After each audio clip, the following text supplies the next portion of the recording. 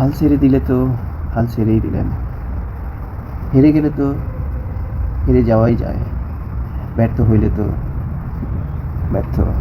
ব্যর্থতা তো সেটা অনেক সহজ, কিন্তু স্রোতের সাথে ভাইসা যাওয়া এটা কিন্তু আরও সহজ।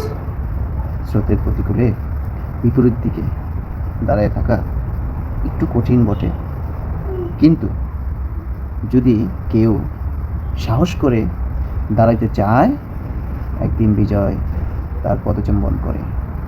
একদিন বিজয় তার পদচুম্বন করে, সে জিতেই যায়।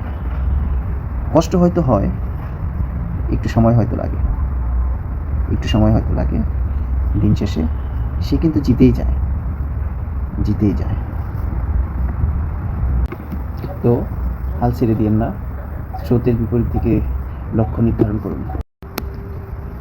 ব্যর্থ হয়ে বেঁচে থাকার চাইতে ব্যর্থতাকে হারিয়ে দিয়ে জিতে যাওয়ার যে আনন্দ, সেটার লক্ষ্যে যুদ্ধ করাই তো শ্রেয়।